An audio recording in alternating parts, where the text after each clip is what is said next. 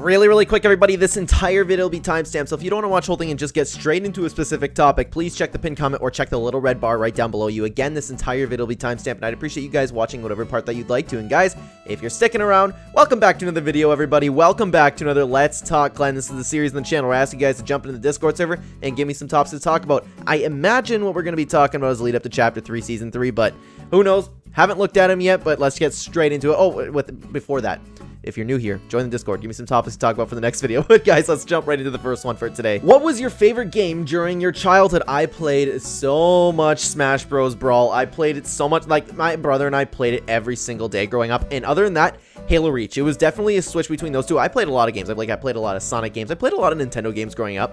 I guess I played Call of Duty too, but I played a lot of games growing up. Smash Bros. Brawl and Halo Reach were the two games that I played definitely the most during my childhood. They're great games. Still play them to this day. Well, not Brawl. I play Ultimate, but I still play Halo Reach to this day. Moving on. Do you think Slone will ever get redeemed, or is it too late for her? Jones was trying to convince her once in a Resistance quest, so he'll probably keep trying in the future. I wouldn't put it past Fortnite or Epic Games to have a twist on the storyline where Dr. Slone becomes a good guy, and then she actually had a reason for leaving us on the ship. What was she supposed to do? You know what I mean? I can see them going that route.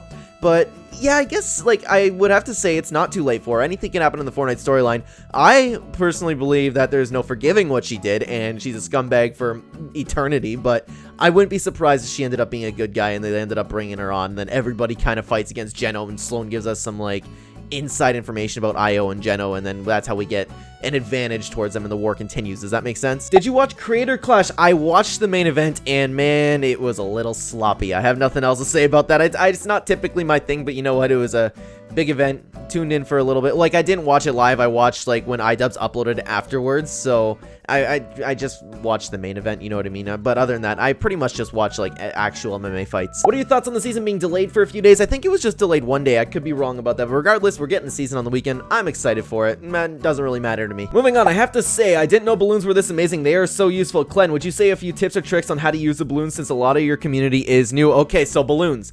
I have to say, there are a lot of times where it is, not the best idea to use them because they are honestly for mobility. They're not necessarily here to fight, but if you have a balloon, you're looting around, it's the beginning of the game, of course you want to throw a balloon on, you'll move faster, but then again, you also have the tactical sprint, so you could combine those together and move a little bit faster, but definitely for mobility, used to be better than it is now. During fights though, something that I used back in Chapter 1, because now I'm a really good builder. Nowadays, I can keep up with the average player, you know what I mean? But back then, in Chapter 1, when they were first here, I use balloons to help me build. And what I mean by that is kind of I would use the turbo build and float up at the balloon because I could. The whole point of belt building pretty much is to get high ground on your opponent and then shoot down on them, right? I would use the balloons to float up because you can get up there faster than someone can crank 90s. It would float up and just spam everywhere and get on top of my opponents. That's how I use the balloons more than anything. And by the way, also I should mention that you only need one balloon. If you use two, you are way too floaty. If you use three, you're going up in the sky. However, something really fun that I've been doing a lot with the railguns is blowing up 3 balloons and going to the sky. If you can sneak yourself up in the sky and with a sniper or a railgun, but the railgun will kind of be give you away, you know what I mean? Because there's a big red beam going down from the sky.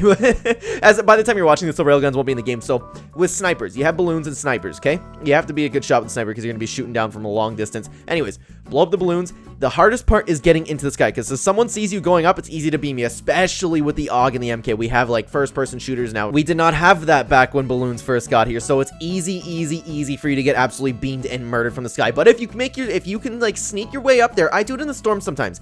Get a med miss, go in the storm, float up, and then come out. The balloons will pop a little bit. You'll keep having to refresh it. When the Flintlock was in the game, by the way, man, that was a lot of fun because you could use the balloons in the Flintlock to stay up, and I feel like I'm going off topic everywhere. Anyways, if you can, in the end game, you can be in the sky, and you're a good shot with a sniper, you can pretty much get a shot on anybody because you'll be above everybody, and everybody that's building, they're not necessarily going to be boxed up, but they're definitely going to have high ground. They're going to be sitting. Not everybody usually has something over their head, so if you're good with the sniper, you can get up there, snipe from the sky. Regardless, you can use one balloon, get high ground on your opponents. I think they're a very useful item. You just have to know how to use them. Does that make sense? Hey, Clen, what'd you think about the Link Season 3 snap skin? I think it's a pretty cool idea that you can customize / mix and match all the body parts. I think it's a really cool idea. I saw the concept. I like the skin a lot. However, I'm making a video talking about that. I'm not too sure which one comes out first. I believe this will come out first. I'm making a lot of videos for this week right now. I do not believe that leak is real. I will not believe it until I see it, but the idea for it is very, very cool. Moving on, more of the same. What do you think about the leaked battle pass? I will not believe a thing until proven true. Seriously, do you guys remember back in the Smash DLC days where everything was like lining up? We had all this credibility. This leak came out, looks super real. Let me point back to you the Grinch leak, and man, everything looked to be in place. Everything looked to be proper, and when all of a sudden we get this battle pass leak, I'm like, I'm not buying it. I've been burned way too many times about the Smash leaks. But of course, if it ends up being real, we join next season. I think it's pretty cool. I will be pleasantly surprised. Other than that, I'm not gonna like put all of my energy into this expecting something cool like Darth Vader and that cool Nintendo Switch skin. I'm not gonna look at this and hope for it. That way I'm not disappointed if it comes out. I won't believe it until next season. Moving on, how do you feel about Epic's change in design philosophy of skins compared to the early seasons of Fortnite? I personally think that the skins feel less iconic and have strayed away from the original Fortnite style, which I loved, and become less interesting because of it. There are still some good skins here and there, but it's not the same to me. I'd have to really think about that one. Please feel free to correct me if I'm wrong, by the way, and just give me another topic here, like, for the next video, but how I'm kind of kidding from that is, like, Epic Games isn't making enough original skins anymore, because the skins that they make, for example, the Battle Pass skins, I really enjoyed this Battle Pass, especially the seasons before, or not Chapter 3, Season 1, I actually didn't really like those skins, but I'm talking, like, every single update, we don't get as many skin leaks anymore. We've had some this season, it's been a little bit better, but Epic Games is focusing a lot on crossover skins. I love crossovers. I think it's really cool to see all these things come to the game, but I wish Epic Games would keep up with the skins that they used to make in that sense. And I could totally understand what you're saying. The old Chapter 1 Battle Pass skins, they were fantastic. Chapter 2 up until maybe Season 3-ish was great. Loved the Battle Pass, especially Chapter 2, Season 8. But since Chapter 3 launched, they have been really slacking with the skins here. This season's been better, but still not the same to me, and I hope I understood you correctly. Please correct me if I'm wrong, and I'm so sorry if I didn't. What do you think about the Ice Moon? Okay, I don't know really what to think of it, because all we have to go on is the Ice Moon. That's something that's going to come in the event. That's something that's about next season. I feel like it's like where the Paradigm's home was, or maybe something where the 7 came from. It's really tough to say, and I wish I could expand upon it, but obviously it seems like that's where the mech's being built, and it's going to come down from there during the live event. We might go there. I don't know what to think about it, but that's we barely have any information on it. I wish I could expand on that. Moving on, do you think we will see Cattus during the event? I really hope we do, man. I don't know. Do I think we will? That, I'm not sure. I don't know. But what I hope to see is, like, they were teasing Cattus' return for so long now, and especially with the mech being rebuilt, it seems like what they're building to is to have a rematch on one of the most beloved events of all time, and I would really like to see Cattus come back. Will he come back?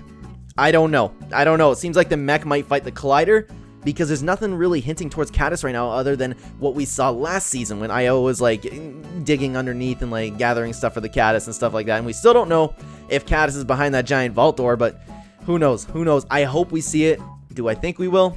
No clue. And guys, we're moving on to the last topic for today. How do you feel about the Tier 100 skin being a crossover now? I don't like it. I don't like the crossovers in the Battle Pass at all, no matter how much I like the collaboration, because I don't know. If I want the collaboration, I'd buy it in the item shop. I love when battle passes, and especially secret skins, are totally related to the Fortnite storyline. Even like with the Foundation, would have been so cool if it wasn't with The Rock, but now I'm kind of looking at it as a crossover because The Rock's in Fortnite. It's a funny meme. I don't have a problem with it, but I think it's much better when crossovers stay out of the battle pass. But of course, Epic Games has the numbers.